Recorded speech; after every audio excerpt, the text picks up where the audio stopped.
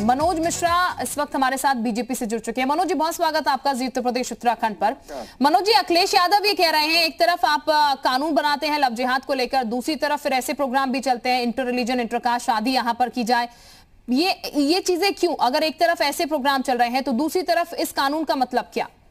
देखिए, आपने धर्मांतरण कानून जो भी आया है 2020 जी, इसमें स्पष्ट है कि धोखे से, छल से, प्रपंच से, डरा के, धमका के अगर किसी तरह से ऐसा किया गया तब उस पर लागू होगा।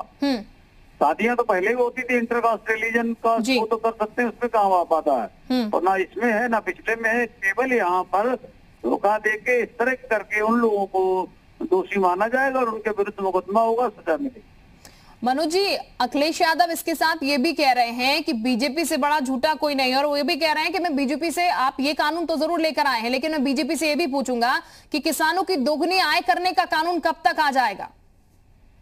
देखिए, अखिलेश जी से ये पूछिए, उनके दल में अगर साहस है तो वो एक बार लव जिहाद का शब्द लेके विरोध करके दिखाएं कि मैं लव जिहाद का विरोध करता हूँ।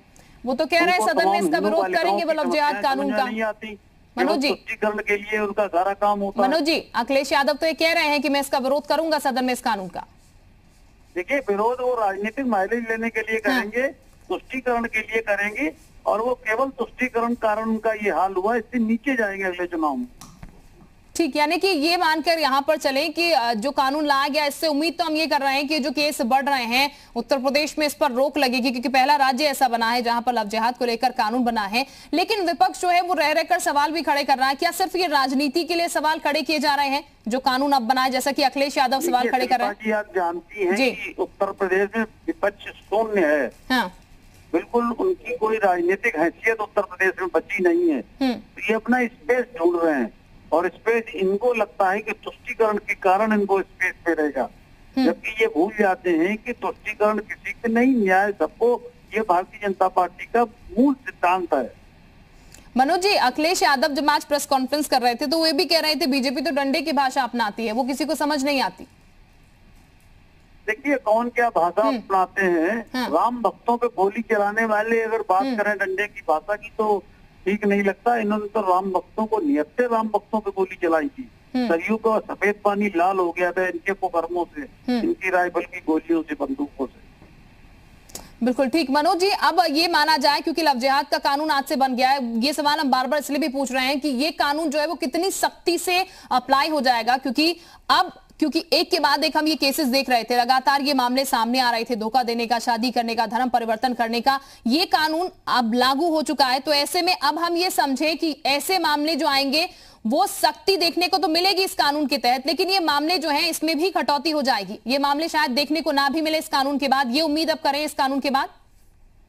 देखिए, ये जो ताकतें हैं जो योजनाबद्ध तरीके से धर्म परिवर्तन करा रही हैं जी, इन पर रोक लगेगी, निश्चित तौर पर बात है। दूसरी बात, योगी सरकार जो काम करती है उस पर दृढ़ता से करती है, और इस तरह की जो भी कार्रवाई करेगा वो चाहे कोई हो उसको जेल की हवा खानी पड़ेगी, सजा भुगतनी पड़ेगी। बिल्कुल। मनोज जी, ये जो मुद्दे होते हैं लगातार सामने उठते हैं, विपक्षी पार्टियां जिस तरीके से इन मुद्दों को लेकर विरोध करती हुई नजर आती हैं, खुले तौर पर कुछ नहीं कहते लेकिन कहीं ना कहीं तंज कसते हुए नजर आते हैं, क्यों इस तरीके से समर्थन नहीं मिल पाता है इन चीजों को? देखिए, विपक्ष को समर्थन की जरूरत ही नहीं है। भारतीय जनता पार्टी को उत्तर प्रदेश में 403 में से 325 सीटों का समर्थन हासिल है। 50% से अधिक मत हमें प्राप्त है। तो उत्तर प्रदेश की पोषण की जनता का, चाहे जिस जाति को, चाहे जिस धर्म को, भारतीय जनता पार्टी की सरकार को समर्थन हासिल है, और उस समर्थन के दम पर भारतीय जनता पार्टी कठिन से कठिन निर्णय ले रही। ठीक सर, अब विधानमंडल में भी पास कराना है इसको 6 महीने के भीतर? देखिए, आपको तो स्पष्ट हो जाएगा, उसमें कोई समस्या नहीं है। विधानमंडल तक के अंदर तो पास हो ही जाएगा जी, वो कोई समस्या नहीं। समस्या ये है कि इनके मंसूबे उजागर हो रहे हैं। ये लोग तुष्टीकरण के चलते लव जिहाद जैसे गंभीर मुद्दे पर भी अपनी राय स्पष्ट नहीं रख सकते। इन्हें लगता है कि हिंदुओं की बात करके मुसलमान नाराज हो जाएगा, तो ये मुस्लिमों के तुष्टीकरण के चलते हिंदुओं के साथ न्याय नहीं कर पाते, जिसका परिणाम कांग्रेस, सपा, बसपा सबको भुगतना पड़ रहा है और आगे भी भुगतेंगे। बिल्कुल। मनोज जी, तो ये कहा जाए विपक्ष तुष्टीकरण कर रहा है क्योंकि जो जनता के आम मुद्दे हैं वो शायद है नहीं विपक्ष के पास, या फिर उनके मुद्दे सही तरीके से विपक्ष रख नहीं पा रहा, इसीलिए तुष्टीकरण की राजनीति और उसमें कहीं ना कहीं अपनी जमीन खोजने की विपक्ष की तरफ से कोशिश।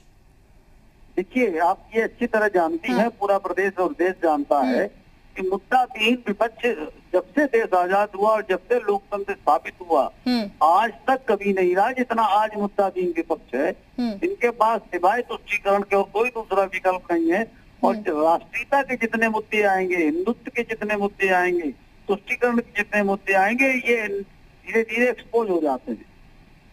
बिल्कुल, बहुत बहुत शुक्रिया आपका मनोज हमारे साथ जुड़ने के लिए। तो मनोज मिश्रा बीजेपी से हमारे साथ, जो कि ये कह रहे हैं इस कानून के बाद सख्ती होगी, और ये भी साफ कह रहे हैं कि विपक्ष जो है उसके पास मुद्दे नहीं है, तुष्टीकरण की राजनीति विपक्ष करता है और कहीं ना कहीं अपनी जमीन तलाशने की कोशिश जो है विपक्ष की तरफ से ऐसे मुद्दों में की जाती है। लेकिन लव जिहाद का जो मामला सामने निकलकर लगातार उत्तर प्रदेश में एक के बाद एक आ रहे हैं, उसको लेकर आज जो कानून बना, अखिलेश यादव ने साफ उस पर निशाना साधा और ये भी कहा कि कानून बनाना था तो ऐसे बनाते कि किसानों की आय उससे दोगुनी होती। और ये मैं जरूर पूछूंगा कि कब ऐसा कानून बन जाएगा जब किसान जो है, जो सड़कों पर नजर आ रहे हैं, उनकी आय दोगुनी हो जाएगी।